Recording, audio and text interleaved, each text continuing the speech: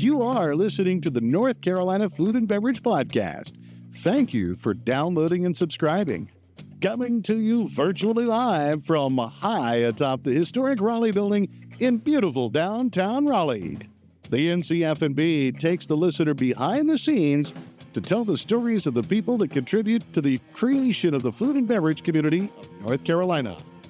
And now, asking AI to write a funny intro, it's Max Trujillo and Matthew Weiss.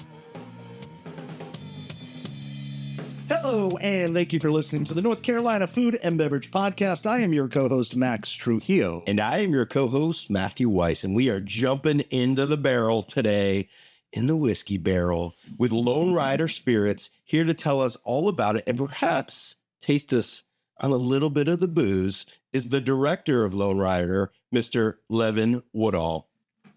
Hey, how are y'all doing today? Thank y'all for having me on. Good, man. Good. It's good to have you on. Take my old man glasses off. I think I can see you. Now that you have your glasses off. Yeah. Does he give you a little Seth Green vibes? Oh, like Can't Hardly Wait. Yeah. Isn't he in that? I don't Seth Green? I'm too young for, I don't know that one. You don't know Seth Green? No. You ever watch Entourage? Yeah. Tell Sloan I say hi. Seth Green, you wouldn't know his face, but you'd know his voice because Family Guy, he's the son. Oh, I didn't know that. I know what Family Guy is. I just did not grow up watching them or The Simpsons. Yeah. Like, there's the two shows I've never seen them. Oh, wait, I got one. You better get this one. Have you watched Austin Powers?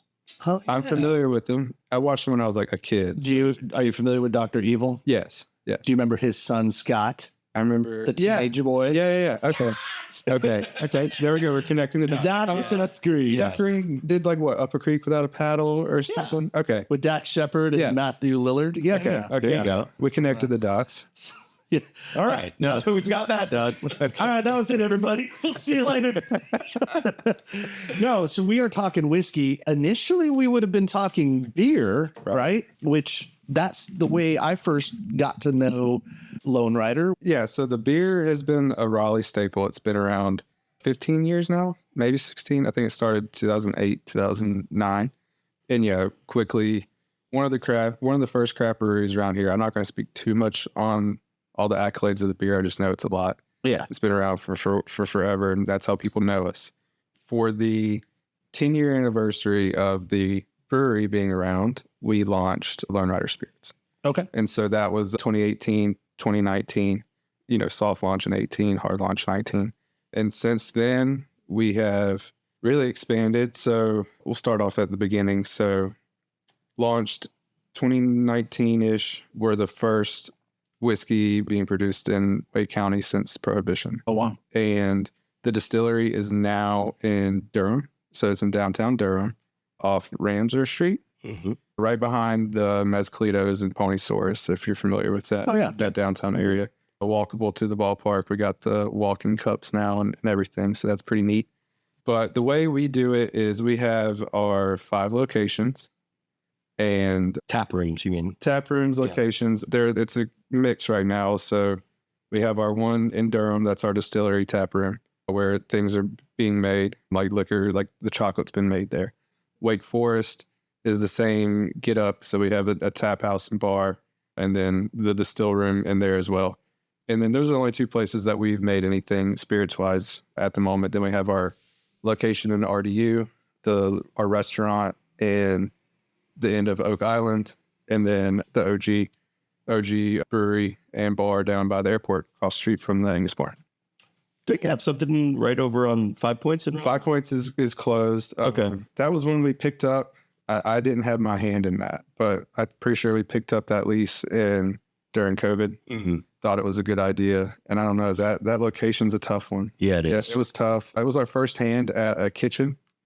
And, we decided we're going to stick with some beer and bourbon, stay out of the kitchen. For the Raleigh historians, that was the point. Yes. Back in the day. This is at 5 Points originally. Yeah, right next to the Rialto Theater. Yeah. And I know about that. We went there every Wednesday or Thursday night in college. So the point is not lost on me. Yeah, right? Yeah. The point was pretty cool. And then you guys called it the Hideout, I believe. Mm-hmm. And then now recently it just took over Max Speed Shop. Max Speed Shop. Yeah. Not Max. Max. Yes. Yeah. So when you're whiskey came out, we were like, oh, I don't know. Being that you were the first whiskey coming out of North Carolina, a lot of raised eyebrows because I'll stop you. Not the first out of North Carolina. Wake County. Wake Sorry. County. Yeah, I misspoke. Yeah. But being that you at this point, 2018 or so, coming out with whiskey, it wasn't common in this town. Mm-hmm. Those that did make whiskey were not as well received in general. It was like, okay, it's fine. It's not great. I was pleasantly surprised when you first came out. Sumit, who is one of the owner, right? Yeah, owner. He gave me a bottle in passing. We were just like at some place. He's like, hey man, you should try this. I'm like, okay. But I remember taking it home and trying it. I think you and I both tried it, Matt, and at some point, or even at the studio. And we were both like, oh, this isn't half bad. No. This is all right. Which, that was a huge thing to get over, just breaking down that barrier. I'd say since then, there have been quite a few distilleries coming out of North Carolina and in the Wake County area that have actually been making some pretty good product. And I'd say North Carolina is now like asserted itself as like a legit space to get really good whiskey. I mean, there's so many different ways I could go off of that statement. Yeah. One, North Carolina is going to stay being a really good place for whiskey and bourbon coming out of here moving forward. There is a lot of barrels aging here in North Carolina.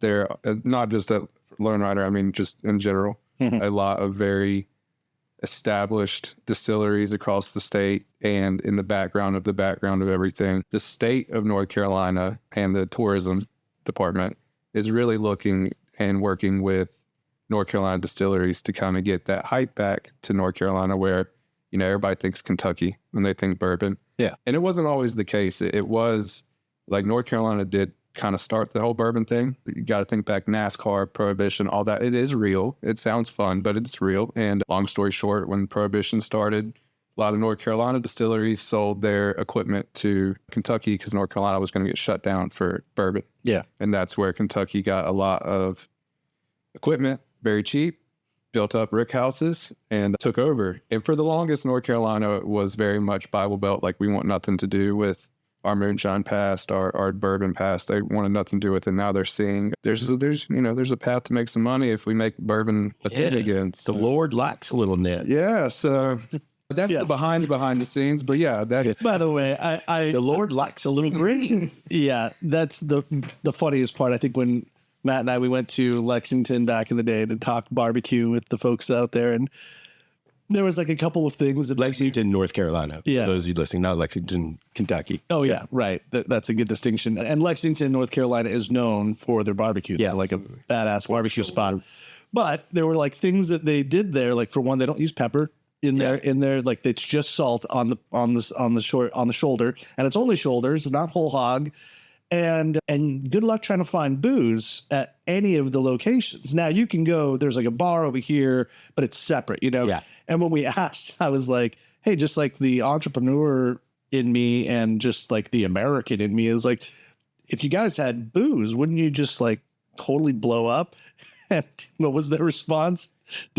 They were just like, no, we don't do that. Well, they were like, grandma wouldn't like that. Okay, that's right. They mentioned grandma every single time. And it wasn't even the same guy. It was like different places. They're like, yeah, grandma didn't like that. But it didn't stop. It's like totally hypocritical because it doesn't stop everyone going in the parking lot and getting loaded with like a cooler. Like they got an igloo out there filled with bourbon and beer and all that. They're getting high out there in the parking lot. Just not inside the space. Yeah, not in grandma's room. I have traveled the state 4 times over.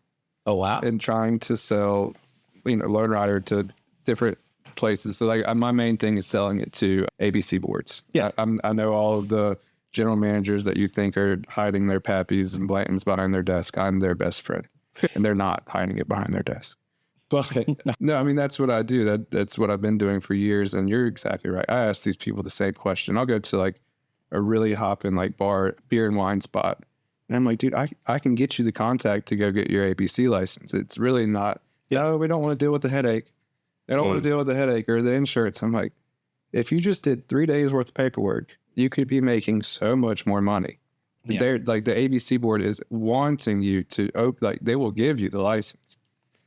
So that's a good jumping off point for Lonerider. You guys were seemingly doing well in beer. You're a really you're 10 years in. So that's a pretty great benchmark. What was the impetus to get into this So liquor? yeah, Sumit and his group of Lone Riders are very much opportunistic. They want to jump on something like him and his buddies wanted to do a cigar tour, start a cigar company. Okay. We'll make as much money, then we'll all go on this cigar tour. Yeah. Like that type of, have fun with it. So the spirits was one and the same of, we want to get into the spirits world. And if you look at the history, the markets, the trends of where craft beer was about 10, 15 years ago, we're kind of in that same trend with craft spirits at the moment. Now, craft beer has seen its boom. It's hot. It's on the down. It's definitely on the down low. A new interesting thing came out the other day. It's steadily going down. Right. People know what craft beer they like. They're not looking for it anymore. Sure. It hit its peak, and like anything, and maybe it'll level out. Hopefully, absolutely. It's never going away. Your neighborhood breweries are always going to be there. Just the thought of like me and you, let's go start a brewery and sell it to the nation. Like, probably 50 people making the same beer in 50 other states. Right. So that's where it is. But with spirits, the world is your oyster. You can really make anything with beer. Like Lone Rider, like we're not going to make fruity sours. Like I personally, they're my favorite beers, but Lone Rider, that's not the motif. So, but spirits wise, like, we do our bourbon. We have our core, our 3 bourbons, but then we also do our Nutcracker, which is like a fun holiday one. We have our Southern Nog, which is a fun one. We had cans. Like, there's just more avenues to do different things and ride a wave and hit that trend and keep it rolling. And it's very easy, I think, to see when trends die in spirits. Yeah. So that was, it's just easier to forecast. Right on. So what's in the bottle? Like, how did you guys start? Did you buy some juice from MPG? Yeah. Our bourbon is MGP for sure. For the listeners, MGP. What is that? I just know it as MGP. I've always known it as MGP. In Indiana. Midwest Grain Products. Midwest Grain Which is Products. It's a brand. It's a company that makes those. Yeah. Yeah. But so we got our own recipe over there and, acquired that. Like, it's our recipe. We do a high rye. It's 36% rye. So that's why some people will say, it's a little peppery, a little hot, but it's a rye. It's not the weeded that everybody else is drinking currently. We do have a weeded. It's on the table. We'll get to that in a second. But so our whole thing, back to what you were saying, was how do we get started? We were one of the first ones. We knew our beer held a pretty high standing in Raleigh and surrounding areas. So we didn't want to just half-ass make a bourbon. We wanted to make sure we did something that was good. Now, 5 years ago, when I first got into this whole bourbon world, MGP was, people would look at you sideways. Nowadays, it's pretty much par for the course. A lot of places. Especially if you're starting out. Yeah, if you're starting out. And like, we have our own barrels laid now and everything, and they're aging. It's just getting started. That's what we decided. That's the route we went. And I mean, that's pretty much where we are with that. So we took our high rye bourbon and then we finished it 3 different ways to give you 3 different tastes. It was a way to, stretch our bourbon that we had. And so we're still aging the same 36% rye bourbon right now. And, we barrel it, stave it. Yeah. So that's kind of like your calling card, right? So we started off with the sherry cask bourbon. Okay. That was your first go-to-market? Our first go-to-market with sherry cask. Okay. It was an entry-level bourbon. It's a little sweeter with the sherry finish on there. Very, very easy to mix in with cocktails. Mm-hmm. Just anything citrusy really flourishes with sherry. I'll be the judge of that. Yeah, Come on, let's absolutely. pour a little bit here. Let's see what's up here. And sherry cask did well for us. It still does do well for us. Are you bringing the sherry casks, or that was MGP aging it in sherry cask for you, and then you get to Exactly. So we just buy the straight barrel from them. Okay. And then you get the recipe so we can make it here. From there, we finish it ourselves. So do you know where you're getting the sherry casks from? I mean, like what? Oh, I have a disclaimer. I don't know where the tequila cask or the sherry cask barrels come from. Okay. The company that we get all of that information and all those materials from, they don't specify what tequila is. We know it's 100% blue agave tequila. Yeah. But they don't specify. Like Hellcat scene there with the Clean Skull and the wolf, so the red. It goes back to our old Western motif. If you know Lone Rider beer. Yeah. It's everything is Western, has a character like a Western comic book. So we wanted to keep the same energy over at Lone Rider. They didn't want to go with What is Shotgun Betty? Shotgun Betty, Sweet Josie, like Hoppy Kaye. Yeah. Yeah. So we wanted to keep that same energy over here, and I love it. I think our bottles are great. I do know we will be moving forward on a couple of them and changing them up here in a little bit, but that is something we're working on in the background right now. But I'll finish the bourbons. We'll get into that. So Sherry Cask was first. And then second, we came out with our Deadwood, which I have many bottles for y'all. So the same bourbon finished in our Russian Nitro Imperial Stout beer barrels from our brewery. Same recipe as the sherry. Yep. Same. Just finished differently. Finished in our stout barrels. And this is how we brought the beer to the bourbon. Kind of brought it all together. Got it. And for the longest time, that one was my weapon I would take to war. If anybody said, what bourbon can you put up against my bourbon, yada, yada, that's the one I would take. It's more robust, has more caramel notes to it. I think of it more as a sipping bourbon. I love Lone Rider. I'm not the biggest fan of a sherry cask anything. Sherry is not my favorite flavor in the world. So tequila cask and Deadwood are definitely the two that I go to more, but I sell probably the most of sherry casks. Have you been introduced to like really good sherry or taste really good sherry? I have. To me, it's like black licorice. You either love it or you don't. Okay. And I think I fall on the I don't part of it. I've tried millions of them, and especially traveling throughout the state like I have, staying in hotels, I'll try all these different sherry cask bourbons and whatnot. And But I'm talking about sherry wine. Just sherry. Yeah, I've had it a few times, like after dinners. A few times. Yeah. Okay. But nothing insane. Have you ever had a Fino sherry with like oysters? No, I can promise you that. Okay. What about like a Pedro Jimenez, which is completely opposite? That would be, The thing with sherry, and that's always funny, whenever I do see a sherry cask, I'm like, well, explain a little bit more, because what Matt's getting at and what I was mentioning are the polar opposites of the type of sherry that are there. Fino is like as crisp and light as you can get. It's fully oxidized with the sherries. It's a wine product, of course.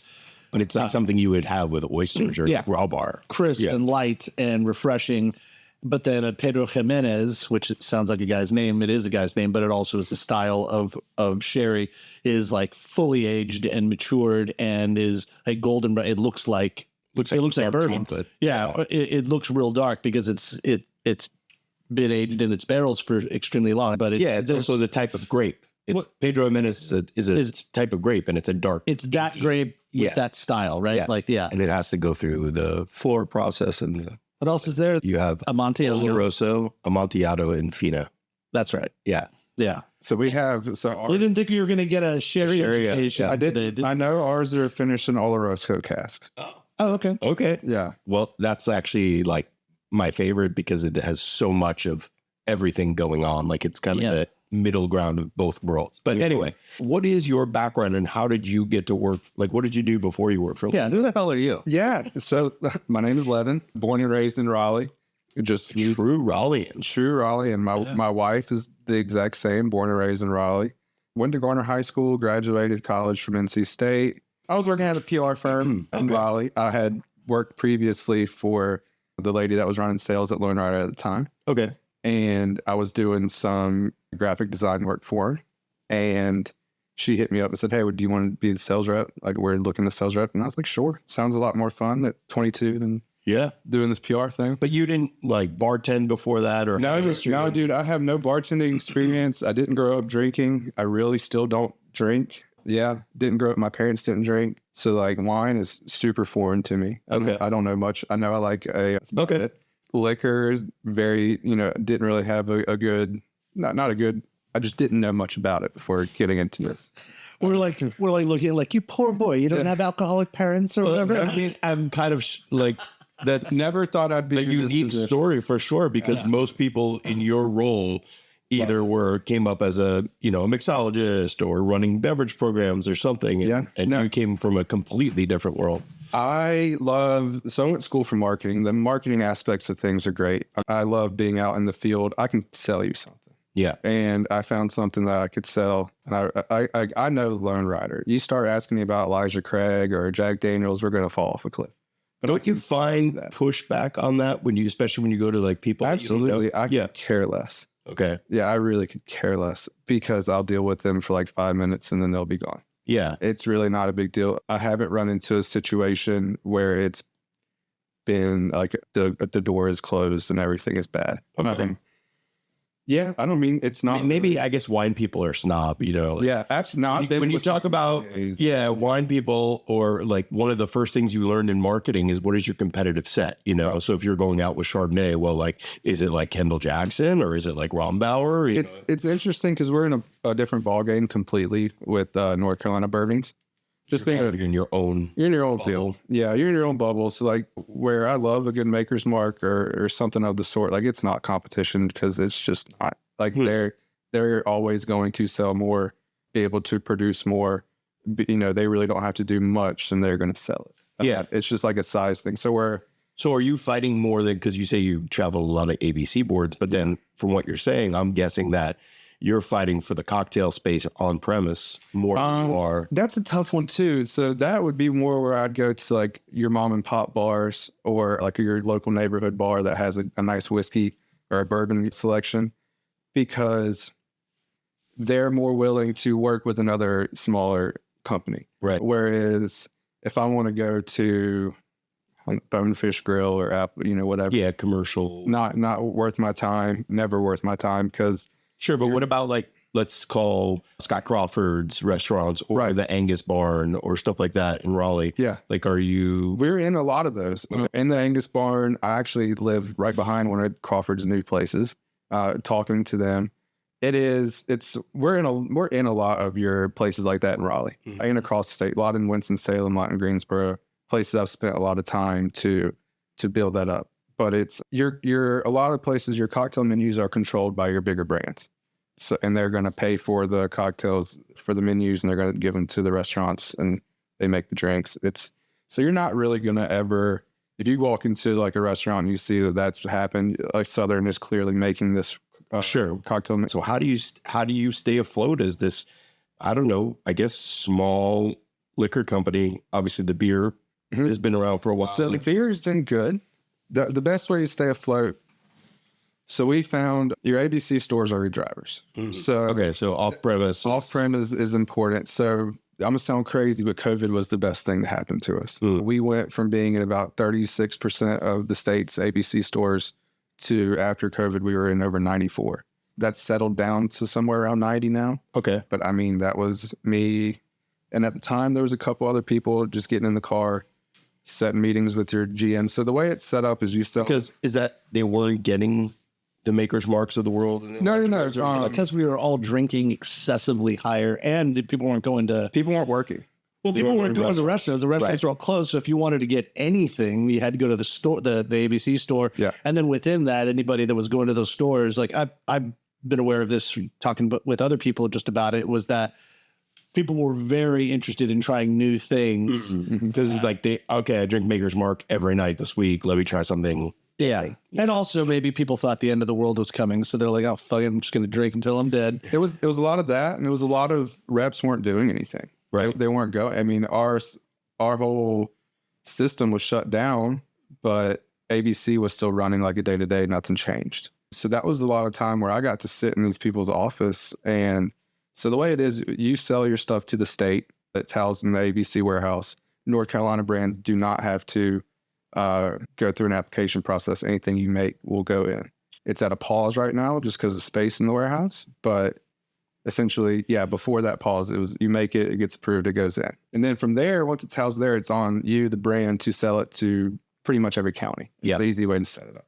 So that's where I went and talked to every general manager of every county. You get to know them. You get to see what's going on. Like some of their stores, we'll sell it there. Some of the stores, let's not worry about it. We're not going to sell a $70 bottle of bourbon. And that's how you start getting your stuff out there. And then it's easier to sell it to a random bar in Charlotte because it's there at Charlotte, where they don't have to then hit up the ABC store and they have to order it. Like it's better to get it in those stores. Sure. So that's where we are now. We're in, like I said, 90% of the stores. Most of the products, some are just a few. If it's smaller demo area, whatnot, you learn every ABC. Wake County is very different than every other county you're selling liquor to. So let's get into some practical application as far as like understanding your client, your customer, and who's going to, we mentioned a couple words or a couple brands already, like Maker's Mark. They're probably the biggest. I don't want to say so. Probably. Very easy under reference. Easy. But as far as flavor profile wise, bartenders, when they're making it, they're like, yeah, this is entry level. This is like crowd pleasing and simple. But if you take like, say, Booker's, for example, that's going to put hair on your chest. It's a higher ABV, but it also has I think like a higher rye content in it, and so it's gonna like be a little bit more gruff. So when you're talking to a bartender that knows their shit, how are you selling this, and where does this fit in the portfolio of like the scope of whiskey? You know, like where do you like to say this is how this is going to fit? So yeah, exactly. So I actually will pinpoint this one. This is the one. Which one are we talking about? So this is the tequila cask finish of our traditional bourbons. So this is that same 36% rye mash bill, and we finish it in our tequila cask. So that's the third finish of the three. So, and the best thing about these is you'll try all three of them, and they all three taste completely different. Yeah. And that's what I think is really cool about Lonerider. It can be a very cool science experiment, tasting trial if you go through all three, which you can do at one of our locations. But off the rip, I get like a scotchy, almost kind of like peaty thing off of the aroma. Like, because it doesn't drink like scotch, but it was just like an aromatic that I got from the very top. I'm getting more of the I get that agave flavor, that sweetness.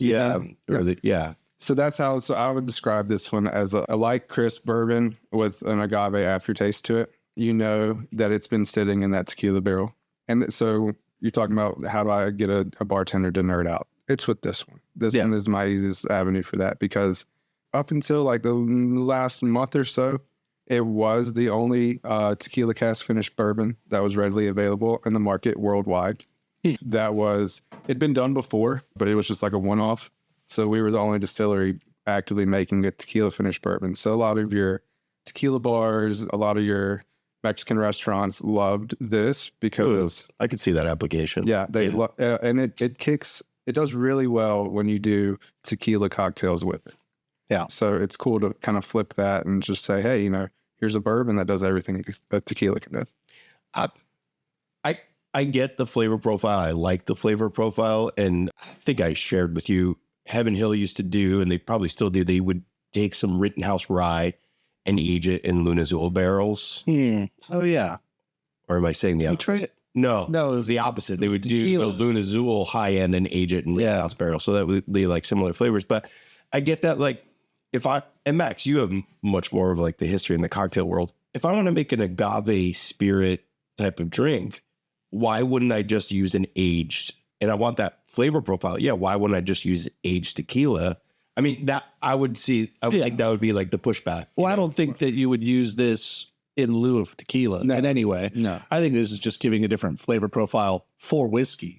I think like, but maybe as a bartender, well, how about this? Let me frame it this way. We worked together at Crafton, RIP, the Kentucky Derby, which obviously this is in Kentucky, but who cares? We broke some rules.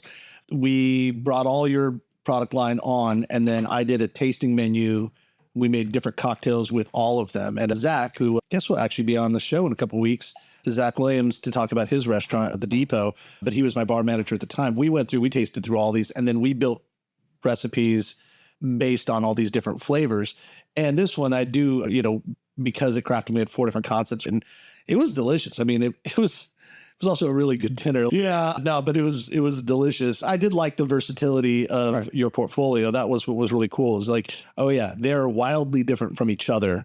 And that made it really fun. I think we even, what's the name of the Nutcracker? The Nutcracker. We even made a dessert with that one as a pairing, and it was pretty awesome. So yeah, you guys do have a wide scope. So that's I guess what's kind of nice is when you bring it into a restaurant or so. So who is your perfect customer? Who's the person that really digs Lonerider Spirits, and for what reason? So it's always skewed a little bit to an older male looking to get into different bourbons, people that like ryes, are typically the go-to because we do specialize in 3 different ryes. Yeah. And then a lot of people that love finishing. I think finishing is a newer concept to people. It's obviously been around, so it's cool that they have the opportunity to very easily try the same juice 3 different ways and see that like the possibilities of finishing are huge. Yeah. That was really the main thing with those 3 is just kind of to show off like with the finishing technology, we can pretty much do whatever you want. It sounds to me like your ideal customer is the one who can taste like in a flight, all 3 flavors are all different flavors. And that's why all of our locations are so key, because it gives people the opportunity. They have 5 different places in the North Carolina they can go try all of them sitting down at one. Right. Yeah. I think that's what's been fun. And back to the tequila cask, you were saying the tequila finished in bourbon barrels. That was the idea. We wanted to do tequila, but you can't do a tequila and be a North Carolina brand. Yeah. It's got to be an agave spirit. Yeah. No one's buying that. So that we just flipped it. It was as simple as flipping it and finding out, hey, no one else is doing this. Like it. So the weeded bourbon, this one is my favorite. It's called Field of Drams. This past year was the first time we did it. And actually got a contract this morning to hurry up and get this one bottled. So yeah, pour as much as you want. So this one is near and dear to my heart because I got to design it. This is all out of my head. This is a really cool label. Thank you. That's not Clint Eastwood?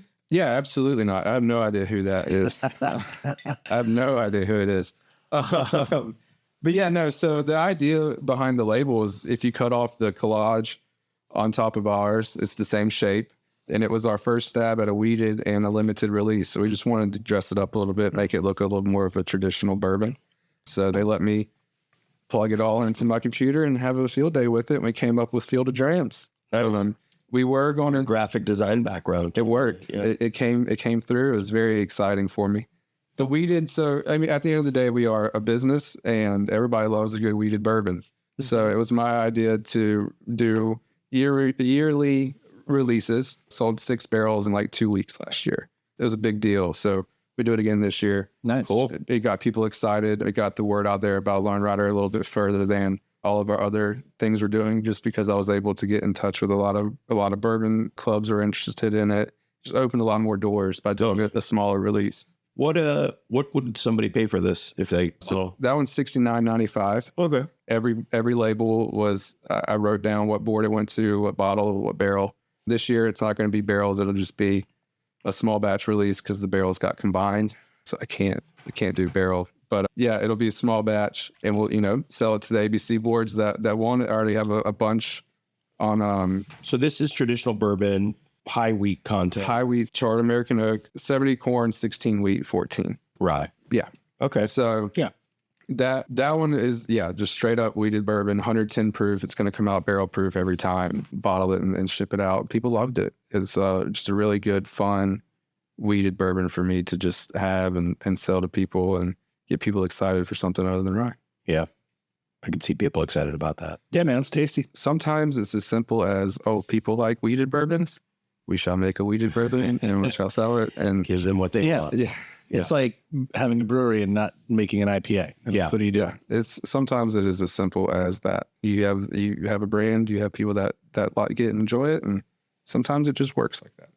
So what's on the agenda now? You've got, this is the latest. Yep. Right now we're getting into Christmas season, so you'll start seeing our Nutcracker and Southern Nog pop up all over the place. Southern Nog is our bourbon cream. It's our bourbon. Yeah, absolutely. Southern Nog is our bourbon cream. We call it Southern Nog because it's an eggnog without egg. And that's the one, if you're in Wake County, you will see it all over the place. A couple of years ago, we started out selling Evan Williams in Wake County. So that's a big feather under my cap. It's a lot of work. It's just me traveling across the state selling this stuff. So you do know the competitive set. Oh, absolutely. I mean, I know things, but no, I don't sit there. I don't sit at home and worry about every bourbon in the world. Right. Yeah. But no, Nutcracker's yummy. Nutcracker's our other big one. It's our 80 proof pecan pie whiskey. Yeah. Dude, it tastes just like a pecan pie. Perfect around the holidays. I call it the whiskey drinker's holiday in a glass. So it's fun. Those two are out, and then working tirelessly behind the scenes now. Like I said earlier, we're launching a start engine campaign here soon. We're going to be doing some crowdsource funding for that to get kind of definitely to invest in the spirit side, but we're going to bring all of it together to be a brew distillery. So that's really the goal. Brew distillery. Brew distillery. Some laws are changing and have changed, and it's going to open some doors for everything to be legally symbiotic, where in the past, if a brewery is a brewery, distillery can't mix and match locations and all that. Things are changing in that scene. So it would be smart for us to bring in it all together and let people know, like, hey, Lonerider Brewery is now making spirits as well. Just kind of go at it as one big brand instead of two separate. Yeah, it's about that. Like, who cares? Like, why would we even have that as a law? Like, I was just going to ask that same question. Why is that a law? Like, why can't, if you make beer, you can't make a liquor in the same place? It's archaic. It's nuts. If you look at the laws, North Carolina is the 50th state out of 50 to launch a liquor brand. And essentially there's a workaround with ABC laws where, you know, if you're the distillery and you got your DSP and you're making it, you can make whatever you want, sell it out of your bottle shop, just like your distillery. So there's really nothing stopping you from. Lonerider can make our restaurant at Oak Island is a great example. The other ABC store on the island is 20 minutes away, the other way. So we're building it, but we'll have a bottle shop 20 minutes away from the other side of the island where the ABC store is, where, yeah, you'll have our bourbons, but who's to say we can't make a vodka, gin, and rum, and it doesn't even have to be Lonerider. Yeah, it could be branded as, you know, Sunny Days vodka, or, you know, whatever, and have that in the ABC, or have that in your bottle shop. So essentially, but you can sell that because you have your DSP. Have your DSP, and if we make it, or, you know, we have our hand in making it, then it's fair game.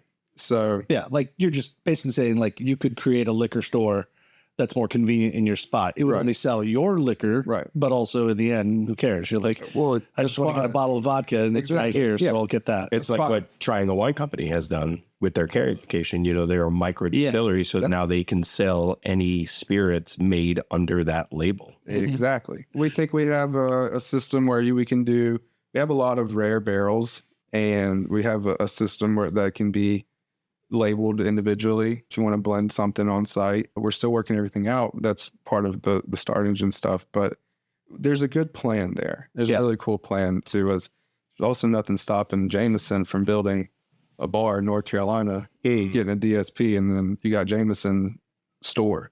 And that's where those laws will come in.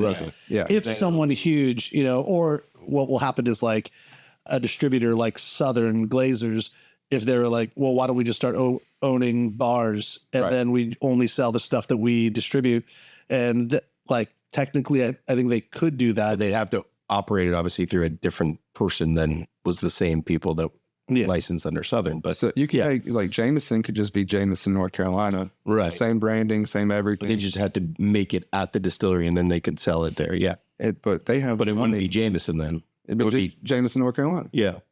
Yeah. You know, but also and whatever, we're getting off on a tangent, but like, the law is, as long as you have a operational distillery on premise, you only have to make 0% liquid at that premise.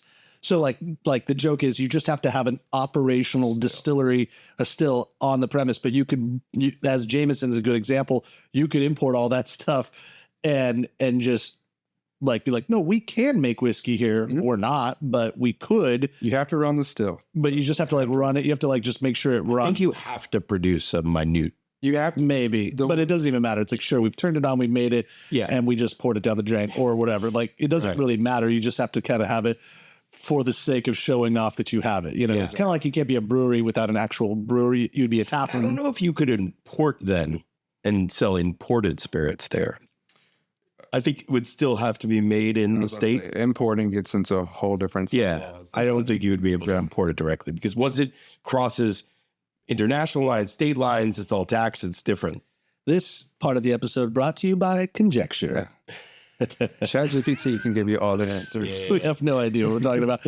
Well, thank you for coming in, bringing your wares. Absolutely. Really great whiskeys. They're fun. And like you said, you're at about 90% of the stores like in North Carolina. That's a huge number.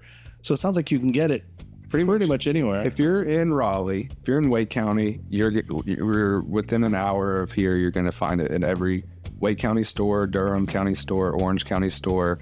There's more. Within an hour of here, you'll find every product pretty much. And then your big markets, Wilmington, Greensboro, Winston. Like you'll find everything there.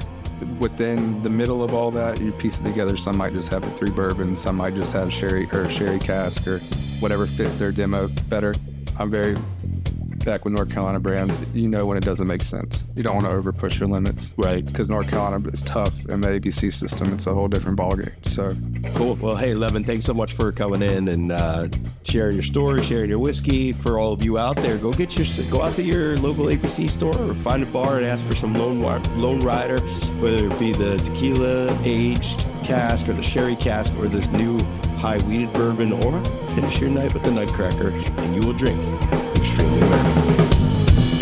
Thank you for listening to the North Carolina Food and Beverage Podcast. By rating us online, you're helping others to discover our show. Follow us on all platforms at NCFB Pod.